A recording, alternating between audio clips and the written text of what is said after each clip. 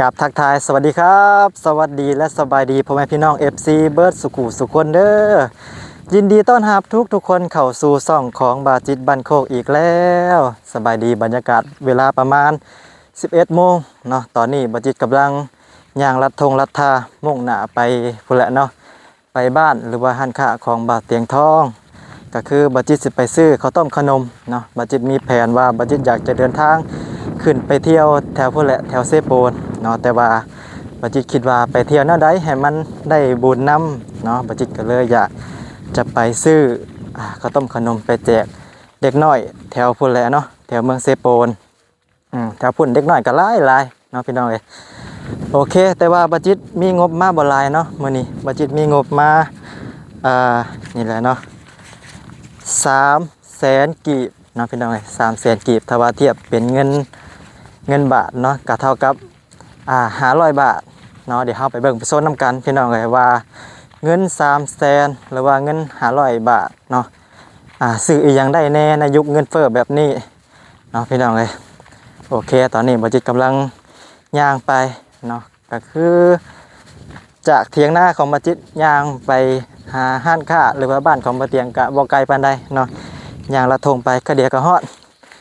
นี่เห็นบ่เนาะตอนนี้บาจิตก็ได้เดินทางมาอยู่ที่สวนหลังบ้านของบ่าวเตียงทองเด้อเนาะพี่น้องเอ้ยพา FC มาแวะเบิ่งก่อนเนาะสวนหลังบ้านของเพิ่นมีอีหยังแน่จากที่บาจิตเบิ่งก็มีหลายอย่างหลายแนวเลยเนาะพี่น้องเอ้ยผู้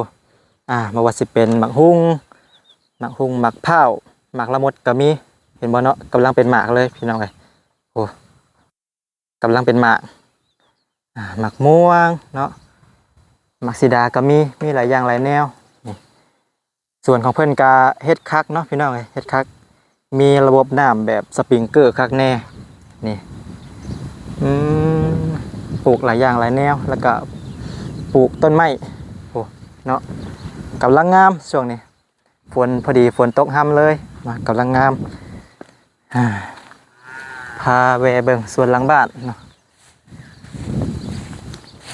ฝนตกใส่เมื่อวานนี้เนาะเมื่อวานเมื่อคืนนี้ก็เฮ็ดให้ดินซุ่มเนาะกำลังงามผักผลละหมากหลักไม้เพิ่น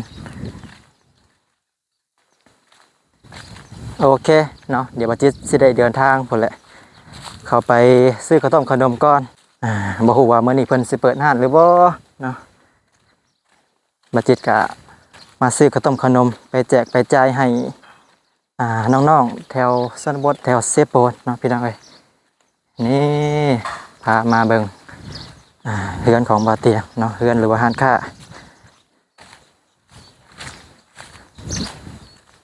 บรรยากาศยามเที่ยงเนาะแดดบ่ร้อนปานใดมื้อนี้มีลมพัดมาโวยเย็นสบายเนาะพี่น้องเอ้ยมื้อนี้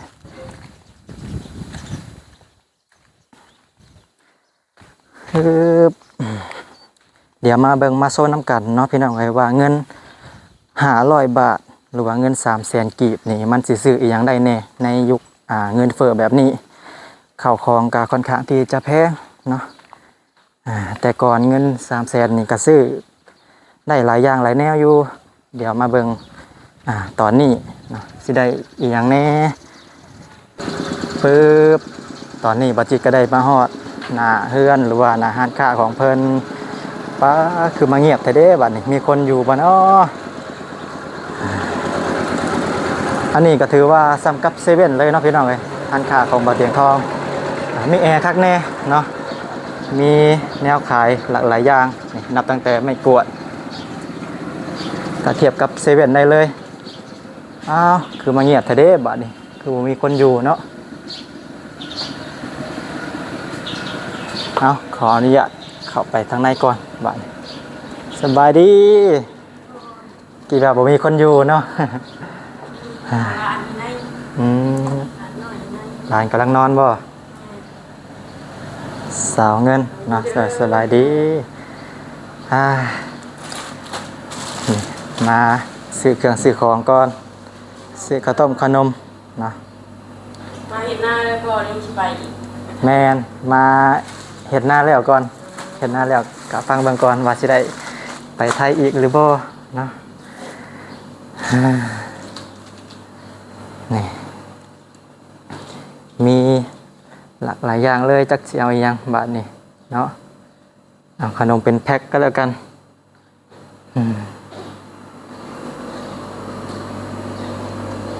อย่างเลาะเบิ่งก่อนเนาะพี่น้องเอ้ยนี่เด้อเอาแนวเย็นๆกินชื่นใจก่อนจักบาทเอาอย่างดีเนาะนี่เบียร์เหล้าก็มีเด้อเนาะพี่น้องเอ้ย เดี๋ยวมาจิตเอานี่แหละสปอนเซอร์เนาะกินเย็นๆชื่นใจนี่ก็ถือว่ามีครบเกือบเบิดทุกอย่างเนาะพี่น้องไอ้นี่มีทั้งครีมเนาะครีมหน้าใสใครสนใจเนาะสั่งได้ประมาณเท่าไหร่อันนี้500บ่700ป้าโถเป็นเสียดใหญ่เลยเนาะมีครบสุดบำรุงกลางคืนกันแดดเนาะก็ถือว่าใช่แล้วก็ถือว่าดีแล้วนะพี่น้องเอ้ยหน้าขาวหน้าใสเนาะมื้อนี้บัดจิตมีงบมา300,000ได้อีหยังแน่300,000อยากได้แบบพวกขนมแล้วก็มาม่าสิเดินทางไปเที่ยวนะ300,000ก็เกือบ500แล้วนะเดี๋ยวนี้เนาะเกือบ500 บาทเอามาเบิ่งนำกันสิได้อีหยังแน่ประเภทขนมพวกใดเอาขนมพวกนี้บ่ก็ปลายพันบ่ได้ว่าตัวโซนนั่นน่ะสิแพงไงประมาณ30-40โซนนั่นเป็นขนมของไทยเนาะมันก็แพงแน่อันนี้ของเวียดราคากระถึกตัวนี้10ปลายพันอันนี้10กว่าพันเนาะมีให้เลือกอยู่เนาะเอาตัวใดดีเด้บัดนี้ขนมแบบใดที่อันบ่เตียงเพิ่นเอาไปแจกบ่อยๆนะแล้วแต่เลือกแต่บางเทื่อมันเก่าอันนี้ก็เอาไปอยู่เด้แล้วแต่งบเฮาเนาะนี่มาทางนี้มันก็จะแพงแน่เพราะว่ามาจากฝั่งไทยได้ขนมนี่ขนมแซ่บเนาะอันนี้แกสิบ่ยังบ่ได้ให้ตู้ไปตลาดอันนี้แล้วนี่อันนี้ก็แซ่บอันนี้เอลเซ่นี่เนาะตัวนี้อันแพงนี่นึงแต่ว่ามันหลายเด้เนาะมันหลายเนาะก็4อันนั้น45,000กีบ45เนาะเอานี่แหละมันหลายแน่ไปแจกมันบ่แม่นไปหาเลาะดินนี่แหละเลาะดินต่างแจกเลยเท่าไรบาทนี่มีงบมา300,000แม่นคิดเอาเลยเอาเป็นแก๊สด้วยเนาะโดยถ้าว่ามันได้ก็เอามีงบมา300,000หรือว่าประมาณ500 บาทเนาะพี่น้องไงมาอุดหนุนซอยบ่เตียงก่อนแม่นเอาของเวียดก็ได้เวียดเบิดบ่มีแต่ของไทยเนาะตัวใดก็ได้เนาะตัวใดก็ได้เดี๋ยวตัวนี้ก็ได้มั้งนี่แบบรสต้มยำมีวะต้มยำกุ้งนะมันแซ่บแน่แม่นนี่ต้มยำกุ้งน้ำข้นมาม่ากะ140นะพี่น้องเอ้ย140,000นี่เป็นหนองเป็นนัวก็มีเอาเป็นนัวก่อนเป็นนัวกะ20,000 กีบ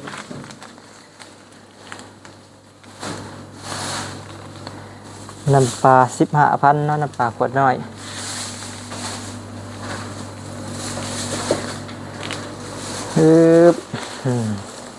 มีอะไรทำกันเลยไหม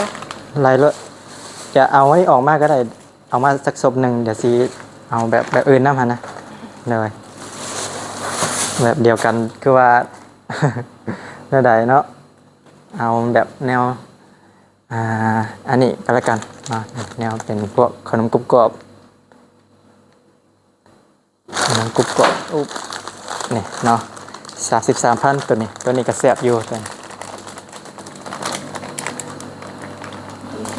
ชฟ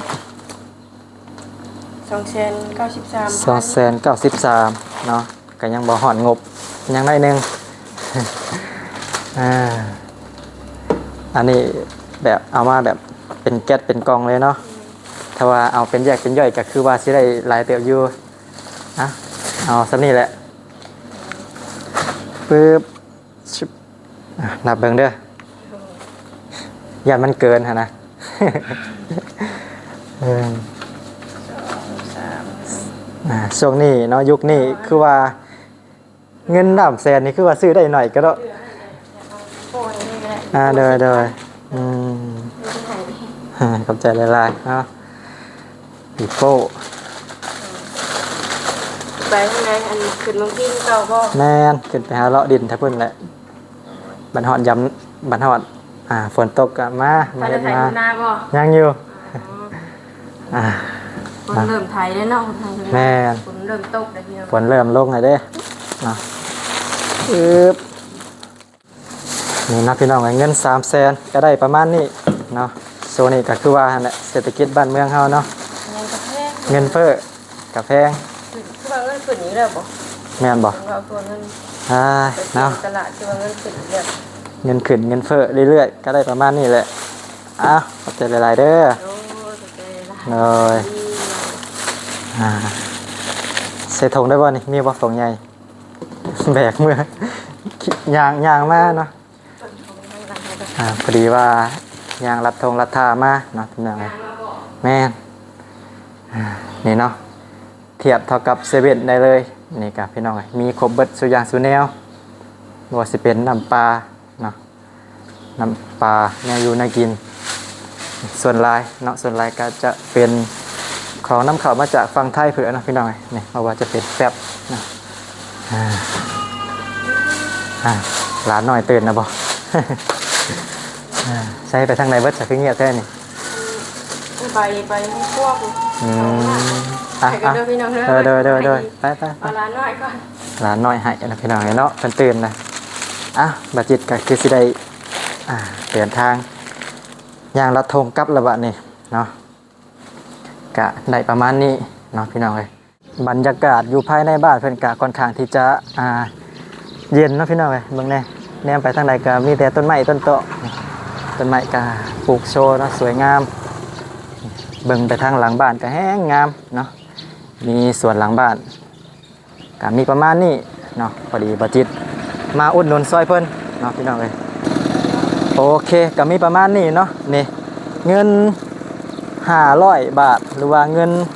300,000กีบเนาะว่าสิได้อีหยังแน่ฮะโหเนาะบ่าวบุญบ้านป่าเงิน300,000กีบเนาะหรือว่าเงิน500 บาทก็ได้ประมาณนี้เด้อเนาะพี่น้องได้ข้าวต้มขนมก็ประมาณนี้แล้วก็ได้มาม่าแก๊สนึงเนาะมาม่าแก๊สนึงก็เป็นมาม่าของไทยมันก็จะแพงแน่มาม่าแก๊สนึงก็140,000เนาะพี่น้องก็ถือว่าแพงพอสมควรเนาะเงินมันก็เฟ้อพี่น้องช่วงนี้เนาะก็เข้าใจอยู่เงินเฟ้อหลายแต่แต่ก่อนเนาะแต่เงินยังบ่เฟ้อก็เงิน500 บาทหรือว่าเงิน300,000กีบนี่ก็ซื้อได้หลายอย่างหลายแนวอยู่ได้เนาะแต่มายุคนี้ก็ต้องทำใจเนาะพี่น้องนี่ซื้อก็ได้ประมาณนี้ขนมเนาะมีขนมแล้วก็มีมาม่าเดี๋ยวบัดจิตสิเมื่อสีข้าวก่อนเนาะเมื่อสีข้าวแล้วก็แบกข้าวไปจักหน่อยนึงแบกข้าวไปแบ่งไปปันให้ทางผู้ใดเนาะทางผู้ที่เพิ่นบ่มีก็แบ่งไปบ่หลายหรอกเนาะพี่น้องพอดีบัดจิตสิเอารถมอเตอร์ไซค์ไปเนาะไปเที่ยวเนาะพี่น้องไปเที่ยวพา FC ไปเบิ่งบรรยากาศแถวชนบทอยู่แถวเซโปนเนาะในช่วงหน้าฝนว่าสิเป็นจังใดสิเป็นตาเที่ยวอยู่บ่เนาะพี่น้องก็ได้ประมาณนี้เนาะแต่ว่าบัดจิตยังบ่ฮู้ว่าเมื่อใดสิได้เดินทางเนาะก็ยังอีกประมาณพุ่นแหละ 2-3 มื้อสิได้เดินทางขึ้นไปก็ถ้าติดตามรับชมนํกันเด้อเนาะพี่น้องเอาพา FC มาแวะเบิ่งบ่อนนี้ก่อนเนาะมาแวะเบิ่งสวนเพิ่นอีกก่อนนี่ปลาตัวคักเนาะ ถ้าว่าเพิ่นขุดหนองเฮ็ดเป็นโคกหนองนานี่บ่จิตคิดว่าโอ้คักเลยเนาะพี่น้องเอ้ยนี่เพิ่นเฮ็ดระบบน้ำคักแน่เด้มีระบบน้ำสปริงเกอร์เนาะ